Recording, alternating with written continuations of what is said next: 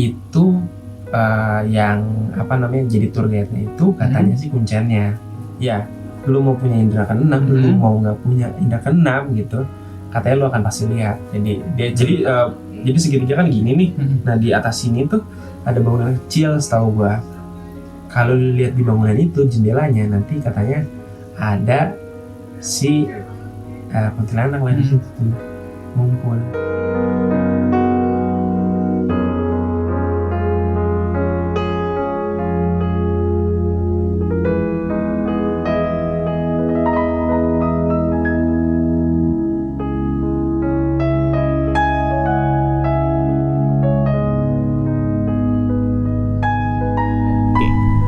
Oke teman-teman, kita masih punya cerita lagi selanjutnya, cerita seram untuk teman-teman semua. Oke, kita mulai ceritanya. Ya.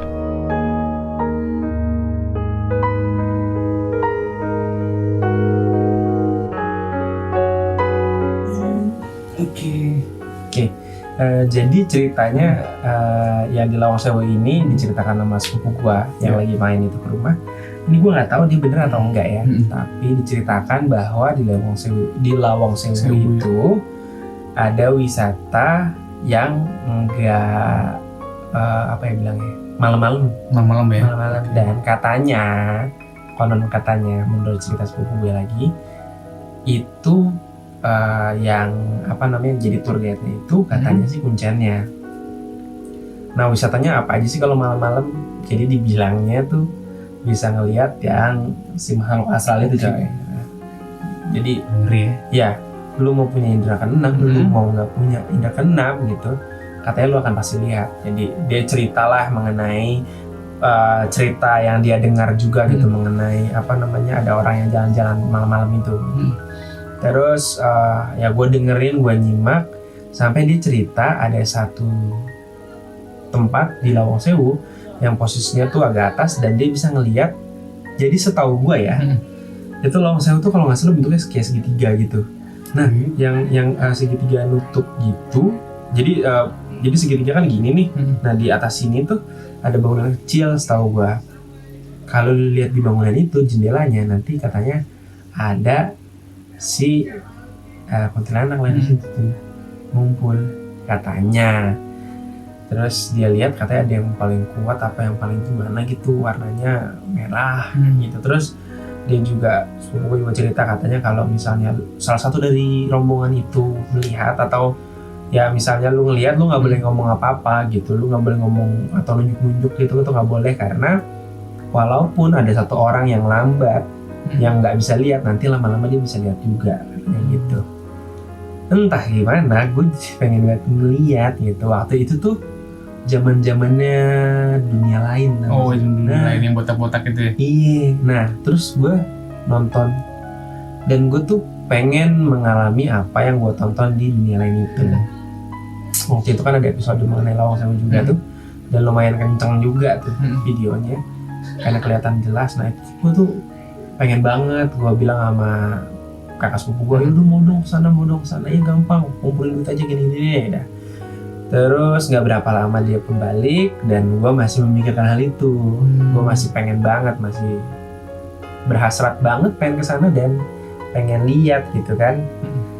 Terus apa namanya, masih kepikiran sampailah pada satu malam yang gue ingat. Gue nggak ingat harinya apa, tapi gue ingat peristiwanya.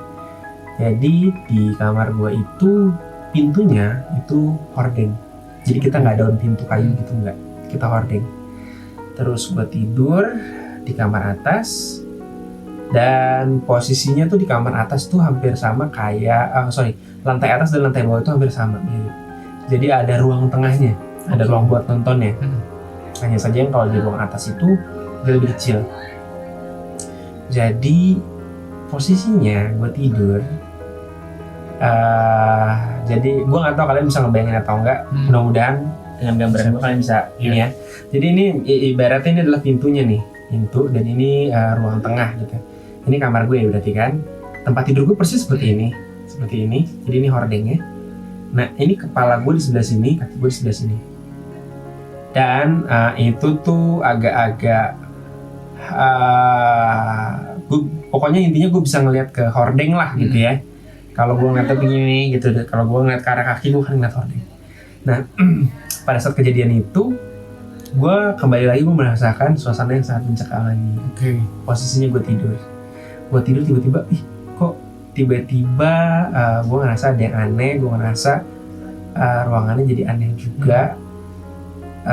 Hampir sama kayak yang gue ceritain waktu di kosan. Suasana yang mencekam, tekanan udaranya beda. Terus gue mulai buka mata di situ. Berat gue mulai buka mata. Terus gue cuma dalam hati gue, ini ada apaan ya? Gitu yang gue takut, ini ada apa nih? Gitu. Terus akhirnya gue merem lagi. Begitu gue buka mata lagi, gue lihat tuh hordeng gue tuh udah kebuka nih. Yang tadi ketutup, kebuka. Kenapa nih kebuka? Aduh. Terus gue merem lagi. Gue buka mata lagi. Karena gue berusaha mau tidur tapi nggak bisa pada saat itu. Jadi gue merem, aduh gue nggak bisa ya, kenapa? Jadi kayak mau ngecek aja bawaannya. Terus gue buka mata, terus gue ngeliat ke arah kaki gue kan langsung ke arah hordeng. Jadi tuh hordeng yang udah kebuka, tiba-tiba di ujung dari di luar lah tapi agak jauh dari pintu, gue lihat ada sosok cewek, bajunya putih, rambutnya berantakan. Kalau misalnya mau dilihat dari umur mungkin dia kisaran remaja kali ya, remaja atau kisaran ya pokoknya SMA lah, kayak gitulah kira-kira gitu. Bisa kelihatan juga ya ternyata. Nggak tahu ya, gue kelihatannya ini karena gue ngeliat badannya mungil gitu, nggak gede, nggak kayak orang normal gitu. Maksudnya kalau gue perkirakan lah sekarang tuh mungkin seumuran segitu. Terus abis itu gue merem lagi karena gue takut nih. Ini apaan gitu. Terus gue buka mata lagi. Karena maksud gue apa yang gue lakukan dengan merem itu adalah supaya gue tuh nggak sadar lagi. Jadi gue tidur gitu, tapi nggak bisa. Jadi gue buka mata lagi, tiba-tiba dia udah di depan pintu hordeng gue. Waduh, gue merem lagi. Gue buka mata lagi, tiba-tiba dia udah di bawah kaki gue persis. Jadi kan tempat yang tadi gue cerita, ini kaki gue, ini kepala gue, dia udah di sini nih. Udah gak bisa ngalahin lagi kan. Aduh, gue cuma bisa berdoa. Gue doa lah sesuai dengan apa yang diajarkan di agama gue. Dan pada saat itu yang terjadi apa? Tiba-tiba gue ngerasa tuh badan gue berat dan turun ke, jadi kayak tempat tidur tuh langsung berat gitu. Kaget gue nih, ada apaan kan. Begitu gue buka mata, jadi si cewek ini dia udah dudukin perut gue. Terus mukanya tuh udah ngeliat gue gitu, tapi gue nggak bisa ngeliat muka dia sama sekali. Gue cuma bisa ngeliat gelap aja. Dan rambut dia tuh udah di muka gue gitu deh. Udah waduh, gue nggak bisa ngeliat apa lagi. Terus entah gimana posisinya, tapi gue seakan-akan gue bisa ngeliat jarinya dia sih. Jadi kayak pokoknya dia tiba-tiba megang, jadi kayak gue ngerasa tuh kukunya dia panjang banget hitam. Itu kayak mainin gini ke muka gue set gitu, sampai akhirnya dia dicuping hidung sini, terus digoreng sama dia set gitu. Terus habis itu hilang. Dia hilang, mulai merasa ringan. Dan dalam prosesnya ya seperti gue nggak tahu ketindihan biasa atau gimana. Prosesnya sih gue kayak akhirnya ya berdoa sampai akhirnya terakhir tuh udah mulai pasrah. Terus ya di saat itulah momen yang pas banget dia ngelukain ini cuping hidung gue, terus dia hilang. Di situ udah mulai lega, tapi keringetan badan gue semua. Terus gue lari keluar lah dari kamar gue. Balik keluar itu pas banget setengah 4 pagi gue udah gak lagi tidur lagi, gue setel TV. Terus gue inget nih kejadiannya, aduh kejadiannya kayak gini nih. Dia kalau nggak salah gue res hidung gue, cuping hidung tuh yang sini kan. Terus gue pikir itu adalah maksudnya mimpi doang kali ya, ketindihan biasa. Terus gue berani ngecek. Akhirnya gue coba ngecek di kaca. Karena begitu gue pegang gini basah, bukan basah darah. Terus gue jilat agak asin gitu, agak jorok sih. Iya, gue jilat agak asin. Jadi tuh kalau kalian belajar biologi, katanya kalau lo kegores, nanti ada benang fibril. Jadi tubuh itu akan ngejahit sendiri, gitu. Ngejahit sendiri lukanya. Nah, ada namanya benang fibril, itu kayak getah, gue nggak tahu deh, pokoknya kayak gitu deh. Nah, itu ternyata rasanya asin. Berarti ini kan luka baru ya. Gue cek di kaca, ternyata di sini ada ginjal gores. Sampai sekarang ada. Jadi kalau gue abisin ini bewok gue dan kumis gue, itu ada itu luka itu gitu. Dan itu hanya terjadi satu kali di hidup gue sih, maksudnya yang kayak gitu ya, dan di rumah itu gitu. Jadi itu cerita yang menurut gue wah serem banget sih. Gue ngerasainnya, gue gak mau ngerasainnya, kapok gue. Gila. Iya. Nah, begitu teman-teman cerita dari Bung Giri tentang pengalaman di rumahnya, yang dimana pengalaman ini membekas di fisik dia sampai sekarang ini, yang dimana katanya di sekitar cuping hidung bang ya. Iya, cuping hidung. Di sini bisa ada kelihatan sebenarnya, dan ini berarti ya kekuatannya sangat besar banget sih auranya, berarti ya. Karena bisa membuat luka ya. Iya sih. Dan ini ya mungkin teman-teman ada yang tahu juga di sini, ada yang pengalaman, ada ataupun ada yang lebih pernah mengalami juga lah sama, bisa komen ya, dan bisa kasih tahu kita juga dong sebenarnya udah sampai tahap yang iblis seperti apa sih sebenarnya. Sharing-sharing juga, karena gue juga buta dengan hal seperti ini juga sih. Gitu.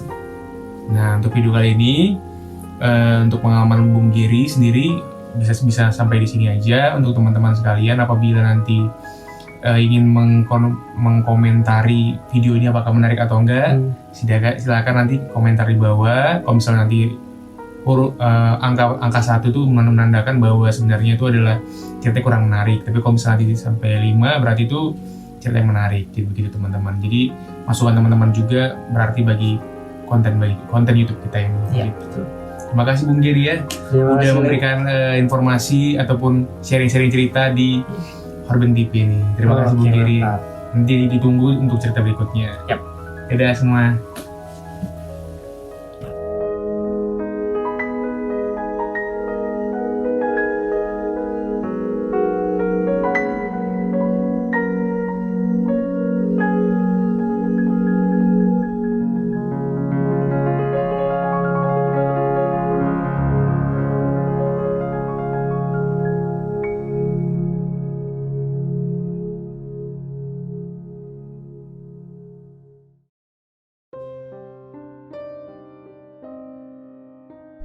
Baik teman-temanku, hati-hati itu tadi cerita ya. Iya kan, berarti dia hati-hati harusnya Pak.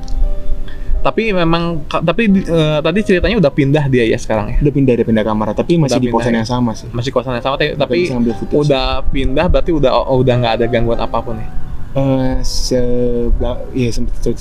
Cerita dia nggak ada sih. Nggak ada ya, siap. Oke, itu cerita kedua sangat luar biasa, langsung dari narasumbernya langsung. Seperti biasa, bila teman-teman menyukai video cerita kedua tadi, bisa langsung di rating aja, di komen aja di kolom komentar yang ada di bawah. Dari 1 sampai 5 Pak ya. 1 sampai 5 seperti biasa, langsung komen aja. Oke, untuk video kali ini, Philip ada yang mau ditambahkan?